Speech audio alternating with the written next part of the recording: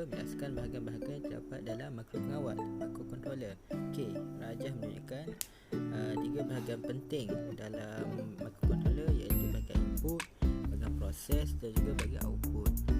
Okey, jom kita kena pasti apa fungsi-fungsinya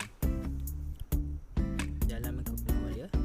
Okey, input menerima dan menghantar isyarat kepada unit pemprosesan pusat CPU. Itu untuk input, proses pula lah memproses isyarat daripada input dan memberi arahan kepada output. Dan seterusnya, output pula melaksanakan arahan berdasarkan isyarat yang dihantar oleh unit pemprosesan pusat CPU. Okey, kita ke bahagian input. Salah satu bahagian terdapat dalam makropengawal menerima isyarat dan menghantarnya kepada unit pemprosesan pusat CPU.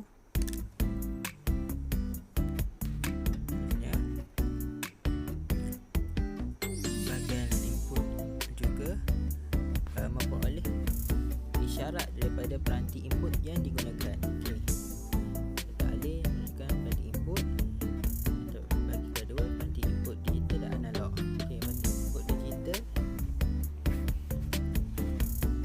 tengok di sini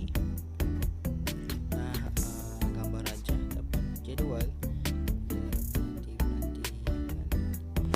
dipelajari.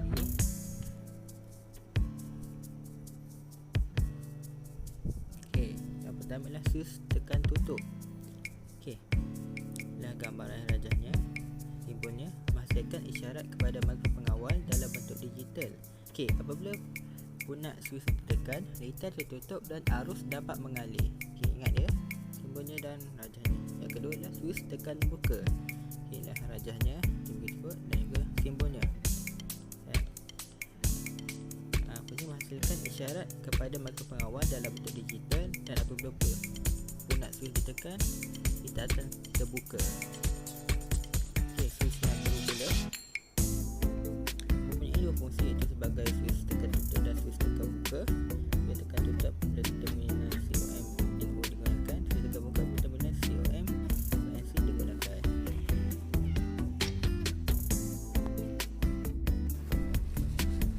Switch makro akan menghantar isyarat dalam bentuk digital ya, semua ingat.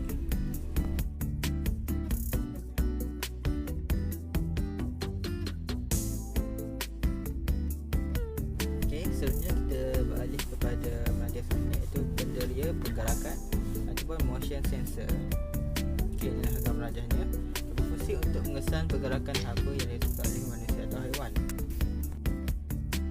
Seterusnya, apabila berlaku pergerakan, isyarat akan dihantar kepada makropengawal ataupun microcontroller. Okey, seterusnya kita pada penderia air. Penderia air dalam berfungsi untuk mengesan kehadiran air pada sesuatu tempat. Penderia akan memberikan isyarat 5 voltan jika tiada kehadiran air dan 0 voltan jika ada kehadiran air. Contohnya, kita dapat lihat pada pengelap cermin kereta, wiper secara automatik. Okey, ini gambar rajahnya sebelahnya.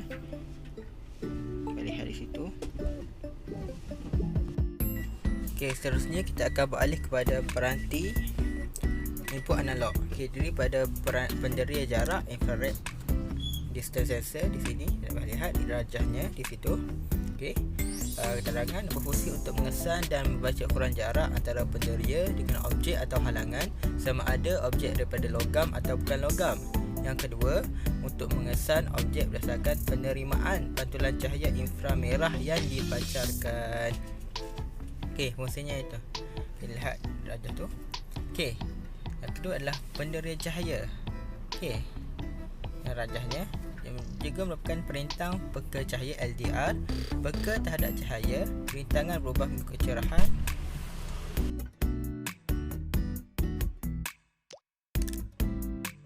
Makin cerah cahaya, semakin rendah rintangan pada penderia cahaya.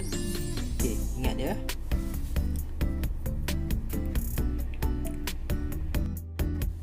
Peranti input analog seterusnya adalah penderia suhu. Okey, berfungsi untuk mengesan suhu dalam bilik tertentu, itu daripada 0 hingga 100 darjah Celsius. Okey, terus suhu yang dikesan akan diubah ke dalam bentuk isyarat analog. Okey, seterusnya panduran suhu menukarkan suhu dalam bentuk voltan. Inilah rajahnya, berkaki 3 alatnya.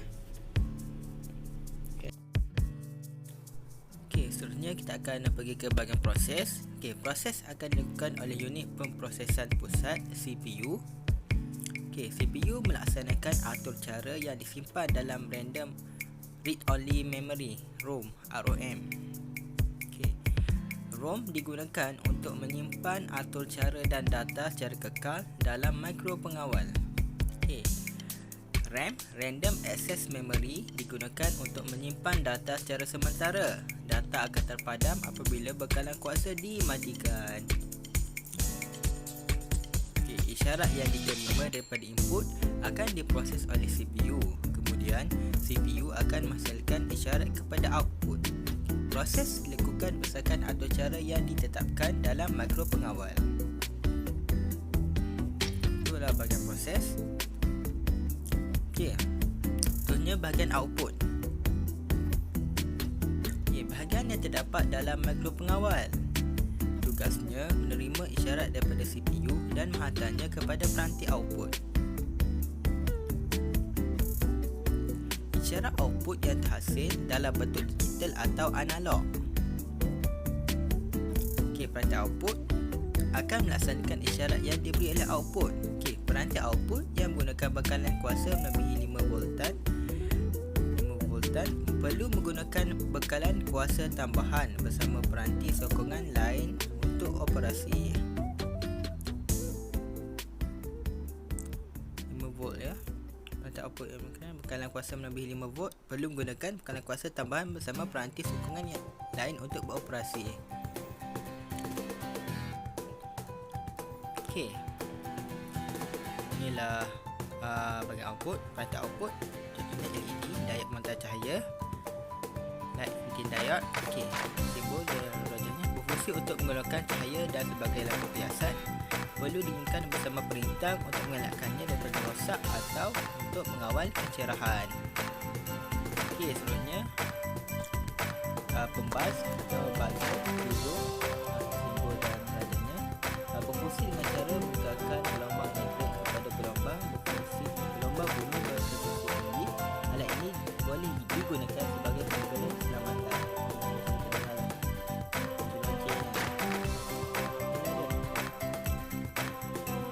Seterusnya adalah ganti ataupun relay. Digunakan sebagai switch kawalan litar arus tinggi, akan digunakan apabila arus elektrik melaluinya dan sebaliknya. Seterusnya motor arus terus. Simbol dan rajahnya berputar apabila arus elektrik melaluinya. Akan berputar berlawanan arah apabila penyambungan wayar positif dan negatif dipasang secara terbalik. Memerlukan kemana motor driver bersamanya untuk berfungsi. Motor arus terus ya. Kita pergi ke bahagian seterusnya, iaitu peranti output seterusnya. Lampu LED 12 volt berfungsi untuk mengeluarkan cahaya apabila arus elektrik mengalir melaluinya. Inilah rajahnya. Selamat belajar dan jumpa lagi dalam PDPRN berikutnya.